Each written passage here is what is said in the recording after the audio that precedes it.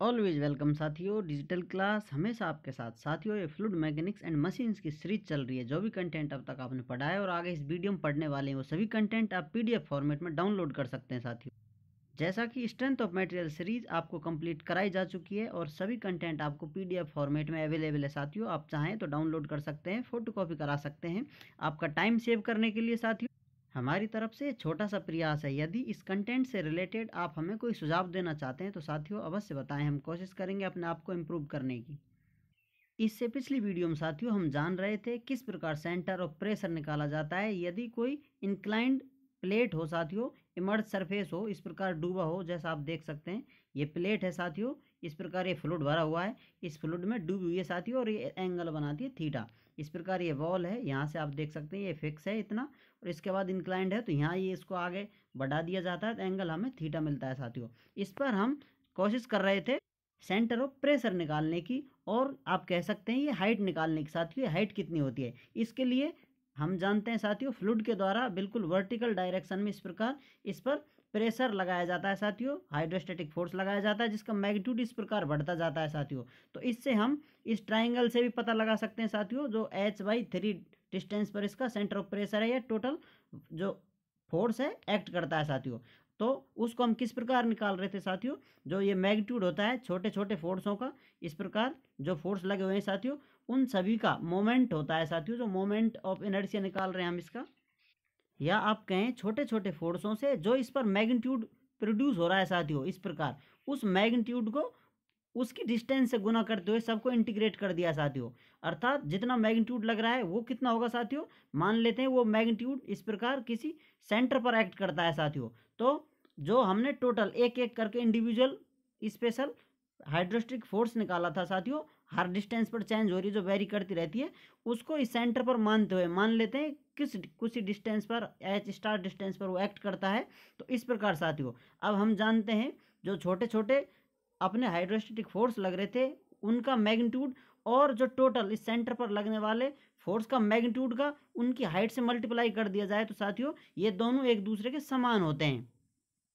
अर्थात साथियों आप इसे इस प्रकार समझ सकते हैं, हाइड्रोस्टैटिक फोर्स बिल्कुल एक एक पॉइंट पर हमने इनका मोमेंट निकाल लिया था साथियों, जो कि हर पॉइंट पर हाइड्रोस्टैटिक फोर्स लग रहा है उससे जो मोमेंट आता है साथियों वो निकाल लिया था। अब मान लेते हैं ये हाइड्रोस्टैटिक फोर्स एक पॉइंट पर एक्ट कर रहा है साथियों, तो इस पॉइंट का हम मोमेंट निकाल लेते हैं, तो दोनों एक दूसरे के समान होंगे साथियों, इसलिए हम इन दोनों को समान कर देते हैं। यहाँ तक कैलकुलेशन हम पिछली वीडियो में कर चुके थे। चलिए देख लेते हैं, कुछ इसमें आपको नज़र आ जाएगा। जैसा आप देख सकते हैं प्रेशर इंटेंसिटी फोर्स कितना लग रहा है साथियों, उस फोर्स से फिर छोटी स्ट्रिप है एरिया की, हम एरिया लेते हैं साथियों। ये जो अपना फोर्स लग रहा है किस एरिया पे ही वर्क कर रहा होगा साथियों, स्ट्रिप साइड है इसकी, ये इसका फ्रंट है, आगे सामने से आप देखेंगे तो जो स्ट्रिप बनती है साथियों ये स्ट्रिप है, इस स्ट्रिप पर काम कर रहा होगा। इस प्रकार आप देख सकते हैं इसको, इस स्ट्रिप पर वो काम करता है साथियों। इस प्रकार इसका इंटीग्रेशन कर देते हैं तो फुल का मोमेंट निकल जाता है। इस प्रकार साथियों हमने सभी का मोमेंट निकाल लिया था इंटीग्रेशन कर कर, इस प्रकार आप देख सकते हैं उसका इंटीग्रेशन कर कर हमने मोमेंट निकाल लिया था। अब ये अपना जो टोटल मोमेंट प्राप्त हुआ है छोटे छोटे इंडिविजुअल फोर्सों से, हाइड्रोस्टैटिक फोर्स से ये मोमेंट हमें प्राप्त हुआ है। अब हम उसे एक सेंटर पर एक्टिंग करते हुए मानकर उसका फिर से मोमेंट निकाल लेते हैं साथियों। तो उसका मल्टीप्लाई कर देते हैं P इंटू परपेंडिकुलर डिस्टेंस, जो कि y* होती है साथियों। पिछली वीडियो आप देखें, आपको ये समझ में नहीं आ रही है तो उसका टोटल मोमेंट हमें इस प्रकार प्राप्त हो जाता है। ये दो इक्वेशन हमें पिछली वीडियो में प्राप्त हो चुकी थी। अब इनको हम बैलेंस कर देते हैं साथियों, एक दूसरे को बराबर रखते हैं, तो हमें इनकी h* डिस्टेंस जो कि साथियों अपना सेंटर ऑफ प्रेशर बताती है फ्री सरफेस से, जो ये अपनी हाइट है, इस प्रकार आप देख सकते हैं ये सेंटर ऑफ प्रेशर है, इसकी जो ये फ्री सरफेस से हाइट है ये h* है साथियों। तो ये h* फाइंड आउट करने के लिए हम दोनों इक्वेशन को बराबर कर देते हैं। We know that equation number 1 and equation number 2 are equal। जैसा कि आपको बताया था साथियों इक्वल क्यों है, क्योंकि छोटे छोटे इंडिविजुअल मैग्नीट्यूड वाले हाइड्रोस्टैटिक फोर्स थे, उनको एक पॉइंट पर एक्ट करते हुए मान लिया है, दोनों का मोमेंट अलग अलग करके बराबर कर दिया साथियों। तो इससे हम दोनों इक्वेशन को बराबर कर दे रहे हैं। यहाँ पर आप देख रहे हैं साथियों, तो इस प्रकार इक्वेशन नंबर 1 है अपनी ओमेगा साइन थीटा I0, ये है साथियों moment of inertia, point O है, उस O पॉइंट के सापेक्ष अपना मोमेंट ऑफ इनर्शिया है साथियों। ये जो O पॉइंट है इसके सापेक्ष मोमेंट ऑफ इनर्शिया है साथियों इन सभी का, छोटे छोटे स्टैटिक हाइड्रोस्टैटिक फोर्सों का। ये इक्वेशन कहाँ से आई, पिछली वीडियो इसे देख सकते हैं आप इस प्रकार साथियों। और सेकंड इक्वेशन अपनी प्राप्त होती है omega H bar into area into H star divided by sine theta. अब साथियों इसलिए हम H star is equal to लिख सकते हैं, अब ये साइन है साथियों, साइन इधर जाकर मल्टीप्लाई हो जाएगा, तो I zero moment of inertia about point O divided by A H bar into sine square theta. इस प्रकार साथियों ये हमें इक्वेशन प्राप्त हो जाती, इसे हम इक्वेशन नंबर 3 दे देते हैं नाम। अब जैसा कि साथियों हम जानते हैं किसी भी सेक्शन के लिए इस प्रकार कोई भी सरफेस हो उसके लिए मोमेंट ऑफ इनर्शिया होता है जो साथियों इसके पॉइंट के सापेक्ष, जो इसका सेंट्रोइड होता है उसके पॉइंट के सापेक्ष लिया जाता है। यदि अब वो मोमेंट ऑफ इनर्शिया आपको कहीं से डिस्प्लेसमेंट डिस्टेंस पर लिया जाए, कुछ डिस्प्लेसमेंट हो साथियों इसका, आप इस अक्ष के पैरेलल कहीं भी मोमेंट ऑफ इनर्शिया निकालना चाहते हैं, तो उसके लिए हम पैरेलल एक्सिस थ्योरम इस्तेमाल करते हैं साथियों, जिससे हम मोमेंट ऑफ इनर्शिया निकालेंगे। क्योंकि हम जानते हैं ये आई जीरो है जो किसी अलग पॉइंट जो दूर है डिस्टेंस साथियों, उस डिस्टेंस के सापेक्ष मोमेंट ऑफ इनर्शिया निकाला गया है। जबकि हम किसी भी सेक्शन का मोमेंट ऑफ इनर्शिया जानते हैं जो उसके सेंट्रोइड के सापेक्ष होती है, ट्राइंगुलर हो या फिर रेक्टेंगुलर हो, स्क्वायर हो, सभी का अपन मोमेंट ऑफ इनर्शिया जानते हैं साथियों। लेकिन आपको किसी जो अपना एक्सिस है उससे साइड में कहीं दूर मोमेंट ऑफ इनर्शिया निकालना हो तो उसके लिए हम पैरेलल एक्सिस थ्योरम इस्तेमाल करते हैं साथियों। We know that moment of inertia far from normal और neutral axis by parallel axis theorem. जैसा अभी आपको बताया था साथियों, सेंट्रोइड के सापेक्ष मोमेंट ऑफ इनर्शिया हम जानते हैं, ज़्यादातर डिटेल में कैलकुलेट कर चुके हैं साथियों। और उससे फार हमें कहीं करना हो सेंटर से, तो उसमें पैरेलल एक्सिस थ्योरम हम इस्तेमाल कर उसका मोमेंट ऑफ इनर्शिया निकाल सकते हैं। इसलिए वो होता है पैरेलल एक्सिस थ्योरम से I zero is equal to I G plus area into displacement square, जितनी वो डिस्टेंस होती है साथियों उसका स्क्वायर कर देते हैं। ये आई जीरो है moment of inertia about point O, और ये आई जी है साथियों moment of inertia about point centre of gravity. और साथियों जो एरिया है उस सेक्शन का, उस एरिया को मल्टीप्लाई कर देते हैं डिस्प्लेसमेंट जो डिस्टेंस होती है साथियों। जैसा आपको बताया था, इस रेक्टेंगुलर जो अपनी प्लेट है इसका मोमेंट ऑफ इनर्शिया इस सेंट्रोइड के सापेक्ष है B D cube divided by 12। लेकिन साथियों हम मोमेंट ऑफ इनर्शिया यहाँ इसके सापेक्ष निकाल रहे हैं क्योंकि हमें इक्वेशन में आई जीरो हुआ है प्राप्त साथियों, तो इसको हम पैरेलल एक्सिस थ्योरम से निकाल रहे हैं। इसलिए I zero is equal to I G plus area into displacement square, जो कि साथियों उस सेंट्रोइड से डिस्टेंस थी उसका स्क्वायर कर देते हैं। यहाँ आप देख सकते हैं where I G is moment of inertia about centre of gravity axis, जो अपनी सेंटर ऑफ ग्रेविटी एक्सिस होती है साथियों उस पर जो मोमेंट ऑफ इनर्शिया होता है उसको आई जी से हम प्रदर्शित कर रहे हैं। और आई जीरो है ओ पॉइंट के सापेक्ष जो मोमेंट ऑफ इनर्शिया है, अर्थात अपनी जो न्यूट्रल एक्सिस है नॉर्मल एक्सिस उससे फार है, दूर है साथियों, उसके सापेक्ष मोमेंट ऑफ इनर्शिया इस प्रकार हम निकाल सकते हैं। इसलिए साथियों आगे I zero is equal to I G plus A into Y bar square, ये साथियों वो डिस्टेंस है जो कि सेंट्रोइड से अपना पॉइंट है जिसके सापेक्ष हम मोमेंट ऑफ इनर्शिया निकाल रहे हैं। एरिया वो रेक्टेंगुलर सरफेस है उसका एरिया है साथियों।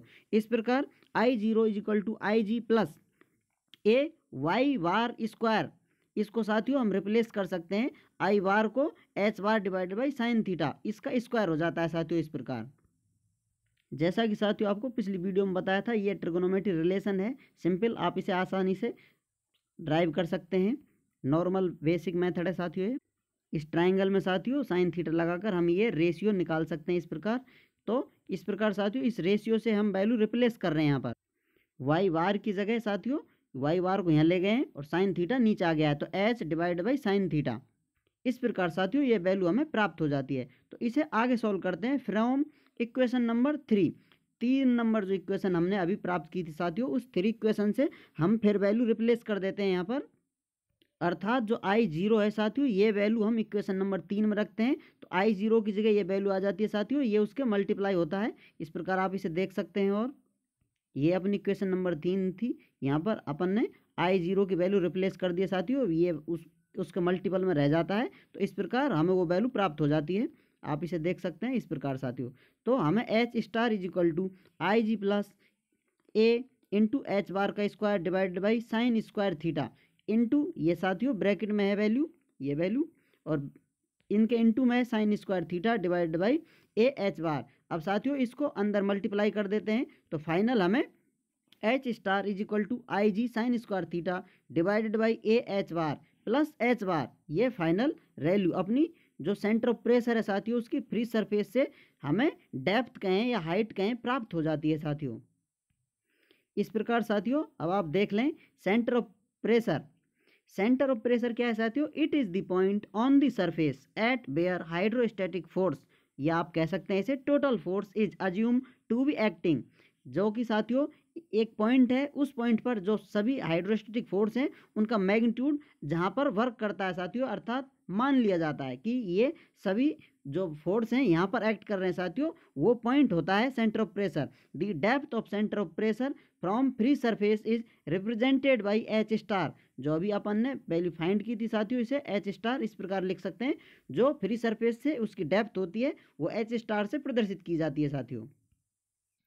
इस प्रकार साथियों हमें किसी भी एंगल के लिए जो अपना सेंटर ऑफ प्रेशर है उसकी डेप्थ निकालने के लिए फॉर्मूला मिल गया है साथियों। यदि अब इस फॉर्मूले को चेंज कर हम हॉरिजेंटल या वर्टिकल सरफेस के लिए भी जो हाइट है उसे निकाल सकते हैं साथियों। इस प्रकार आप देख सकते हैं centre of pressure for vertical plane surface we know that theta is 90 degree. यदि आप जो अपना प्लेन सरफेस था इसको वर्टिकल कर देते हैं, इस प्रकार ये एंगल बनाता है साथियों। यहाँ पर कितना एंगल था? जितना भी एंगल है थीटा था, लेकिन इसको आप 90 कर देते हैं साथियों तो ये लाइन इस प्रकार प्राप्त हो जाती है हमको, अर्थात ये एकदम वर्टिकल पोजीशन में आ गई अपनी जो सरफेस है। इस प्रकार तो थीटा इसको रिप्लेस कर दिया 90 से, तो ये थीटा 90 यहाँ साइन थीटा में डाल देते हैं साथियों। हम जानते हैं साइन 90 की डिग्री जो डिग्री है 90 डिग्री, इसकी वैल्यू साथियों 1 होती है। तो इस प्रकार हमें फाइनल वैल्यू प्राप्त होती है I G divided by A H bar plus H bar is equal to H star. जैसा कि यहाँ लिखा हुआ है since sine 90 degree is equal to 1। यदि आप दूसरी पोजीशन लेना चाहें साथियों, centre of pressure for horizontal plane surface we know that theta is equal to 0 degree to horizontal plane surface. जैसा कि साथियों अभी बताया था आपको, इस प्रकार एंगल 90 डिग्री हो जाता है, लेकिन अपना प्लेन इस प्रकार हो साथियों, जिस प्रकार अपना सरफेस है हॉरिजेंटल पोजीशन होती है तो एंगल अपना 0 डिग्री होगा साथियों। तो 0 डिग्री हम जानते हैं साइन 0 की वैल्यू 0 होती है साथियों। तो इस प्रकार H star is equal to I C, ये आई सी साथियों moment of inertia about centroid, या फिर आप इसे आई जी लिख सकते हैं, आई सी लिख सकते हैं साथियों। ये वही मोमेंट ऑफ इनर्शिया है अपना। Sine square 0 degree divided by A H bar plus H bar. इस प्रकार साथियों इसकी वैल्यू 0 हो जाएगी, फुल मल्टीप्लाई हो जाएगा एक दूसरे से, तो कटकर 0 हो जाता है। तो हमें finally H star is equal to H bar, ये फाइनल वैल्यू प्राप्त हो जाती है जो हॉरिजॉन्टल प्लेन सरफेस है उसके लिए, since sine 0 degree is equal to 0। इस प्रकार साथियों ये वैल्यू हमें आसानी से प्राप्त हो जाती हैं। उम्मीद करते हैं साथियों वीडियो में दी गई जानकारी आपको अच्छे से समझ में आई होगी। अभी भी आपका कोई कन्फ्यूजन है तो आप हमसे कमेंट कर पूछ सकते हैं साथियों। आप चाहें तो कांटेक्ट कर सकते हैं, कांटेक्ट लिंक आपको वीडियो डिस्क्रिप्शन में मिल जाएगा। वीडियो को अंत तक देखने के लिए, चैनल को सपोर्ट करने के लिए आपका बहुत बहुत धन्यवाद।